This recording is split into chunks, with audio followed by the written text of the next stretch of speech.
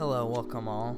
This is for the pre-college kids, so if you're not a pre-college, please keep scrolling. So basically, I've been thinking, so the intention of this is, really I don't know what the intention is. I just felt like doing it, and I just wanted to talk.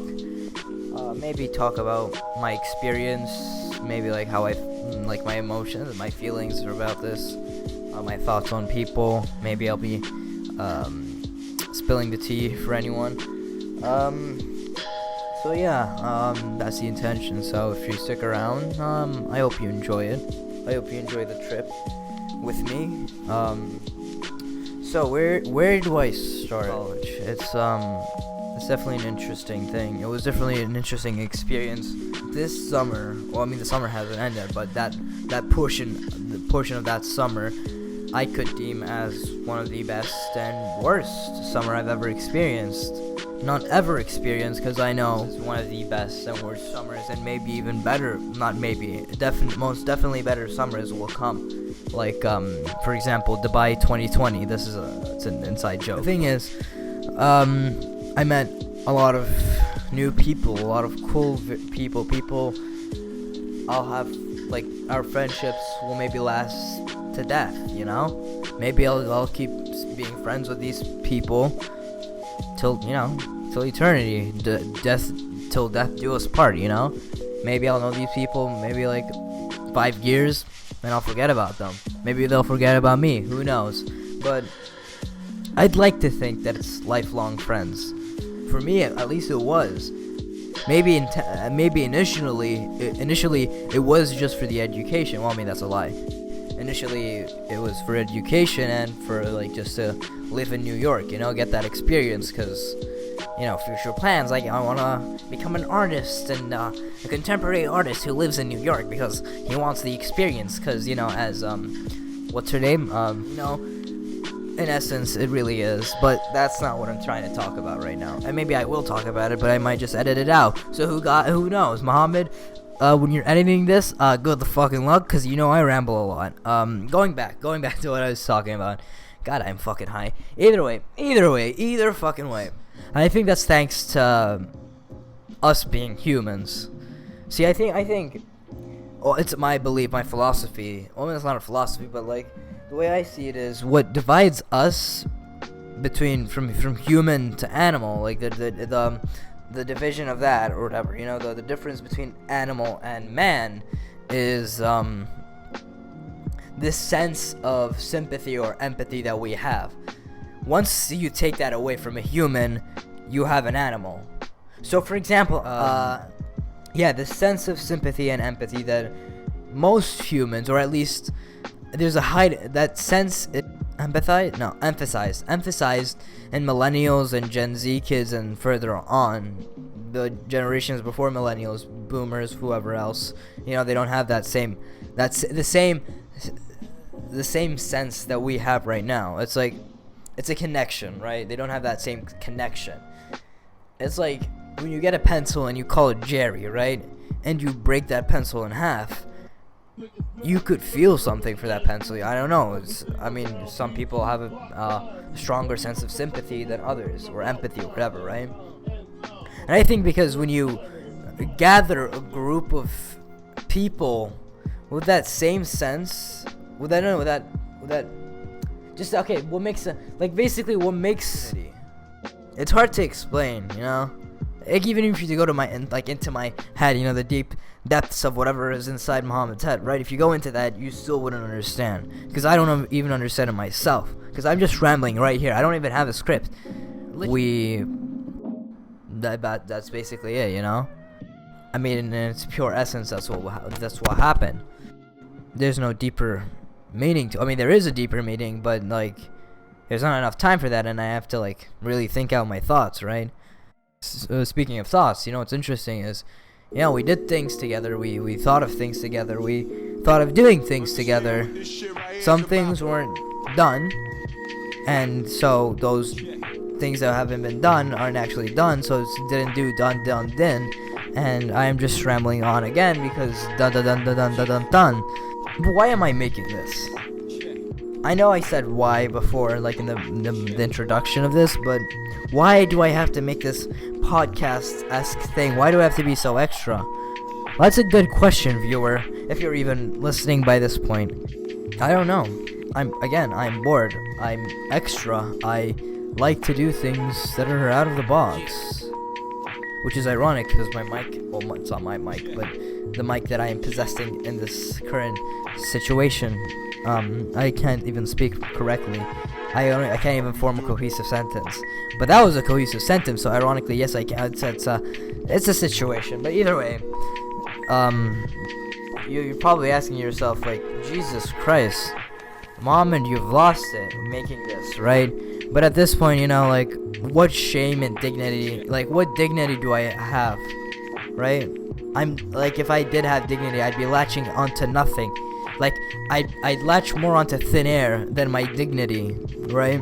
The thing is, I'm making this public, so I'm fricked. No bad word, no curse words in this. And, like, any potential of being cool has been thrown down the drain. Like, this strong bond and connection with my friends and everything, that it was painful to leave. Honestly, I won't lie, it was painful to leave, because these friends, I would, again, like, I might never ever see them, unless Dubai 2020, but that's a different idea right now. But what about the other friends? The ones that are not connected to Dubai 2020, right? I can't remember, so I'm not saying it right now. And I'm realizing the good thing about social media is that I'm able to keep in touch with them, recording or whatever, this podcast type of thing, Snapchat or Instagram. The departure would be, I guess, more painful, right? But then if you think of it logically, if Snapchat and Instagram didn't exist, that means any other goodbye would also be painful. Any goodbyes before the pre-college would also be painful. Therefore, like any pain, you would become accustomed to it, right? You would adapt to that pain, so that it would become lesser and lesser. But truth be told, I think this departure would still be painful, right? Especially since, logically speaking, that means my connections with these people would maybe even be stronger because of the lack of social media, right? So it's better like human social interaction. But that's another topic. But it is made the pre-college feel like home. It genuinely felt like a second home to me. I didn't want to leave. It was only 6 weeks, and yet a few hours that I was alone, they were to study for pre-college. Those are the people that I connected with. Being the city that never sleeps, it's always busy streets, people, crackheads yelling, me being one of them. And then, like, motherfuckers in the train, fighting each other, whatever. This, like, I remember this one lady who, it was after a Yankees game. That's another story. No one gives a fuck. No one's even listening to this by this point. But either way, a living room could be home. Being, like, a busy, like, one of the busiest cities in the world. To a trash panda. To a raccoon, yeah. My bad. But yeah, home in the end is a feeling. When those few hours when I was alone, it wasn't that the city was silent, but rather everything was numb, right? So that numbness wasn't serenity at all. It was rather these experiences. Serenity. What's the opposite of serenity? Like, I know what the opposite of serenity is, but I know there's a word for it, but I can't think of it at the top of my head. They have to be happy experiences, well, most of the majority, right? But for more. But without those people, not a chance, right? And home. But that's not the point. The community that I created, well, I didn't create, that I'm grateful to be in that community, like my friend groups and whatever, right? If you were to relocate us to another place, because I'm like a virus, I set my seed in them, and that's like both a sexual and a creepy innuendo. That's not the point. I don't know if you guys get what I mean, but I hope you do. if you're even listening to this point. And if you're listening, guys, pre-college kids, each one of you, whether we only shared one conversation, or we never, or we just shared a glance at each other, you know, or maybe you don't even know of my existence until like your friend shared this to you and it's like, oh hi, look at this motherfucker making fun of it, like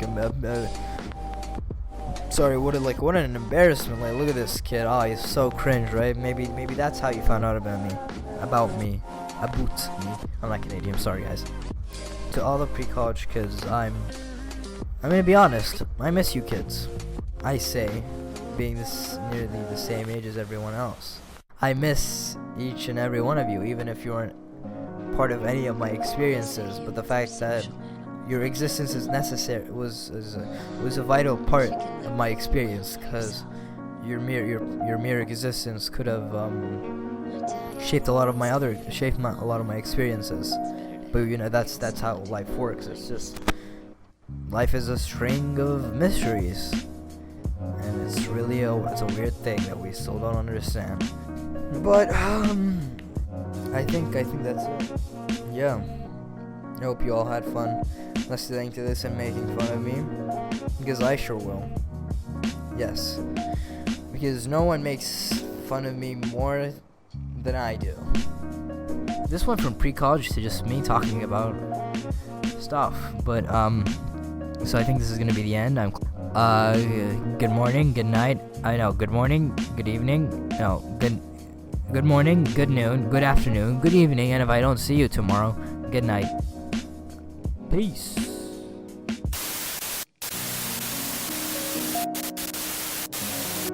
Also, I just want to say that I thought of this roast, and honestly, I like it so much. I don't care if you think it's ass. I just like it so much that I had to say it. Hey, Danielle, I hope you're listening to this, Danielle. Danielle, you're so... I'm sorry, I zoned out. I'm thinking what was the roast, because I have so many. That's for him. I'm sorry, Danielle. I don't mean any of these, because I mean I love you, bro, but sometimes you're just a dumbass, and you have to be the butt of the joke sometimes. And it's not because you're black, because the other black kids make fun of you, okay? And I swear I'm not racist, because I didn't make any racist jokes right now. He proceeds to say the N-word. No, I'm joking, guys. But Danielle, you're both ugly and dumb. You know what this motherfucker did? I'm sorry, Danielle. I'm just gonna say you're ugly and dumb. Sorry, Danielle. No, I mean why can't you just be smart? You know, compensate for your ugliness at least. I'm joking, Danielle. You're not ugly. You're a very handsome boy. I'm sure your mother tells you that every day. Just so your self-esteem is just high enough so that you don't kill yourself. Cause you always post that depressing shit. Well, I'm not telling you I'm not telling you to stop posting that depressing shit. Cause I like it too. I see that shit. I'm like, I know. Like I wake up every day thinking, oh, when is Danielle gonna post like the shit that he posts? Like it's genuinely entertaining. Not because I'm making fun of you. I only make fun of you when I make fun of you. Like I only make fun of you when I do the reply thing on Snapchat, right? When I don't reply to you, I'm like, damn, that's some good shit. Danielle just posted some good shit. But I won't tell that to you. Well, I won't say that to you. But I'm saying it right here. But the fact is, I know you're not going to be listening to this. Right? If you're listening to this, because I know you won't be listening to this, so that means you never hear you would never hear me admitting to me saying you post good shit.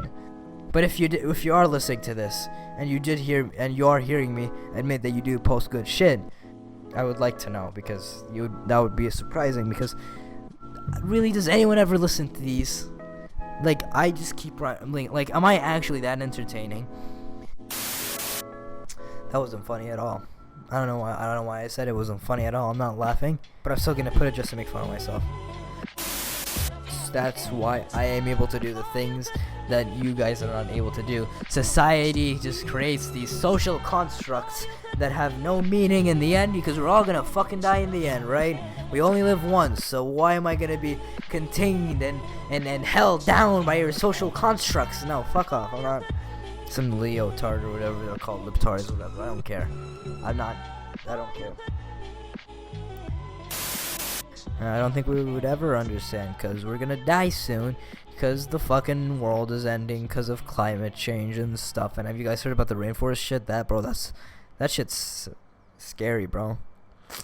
Like, I don't think I'll be able I don't think I'll be able to live till 60. Not because of like diabetes or obesity or like me just like, you know, killing myself because of like unhealthy decisions. But like I'm saying, like, if I were to stay healthy,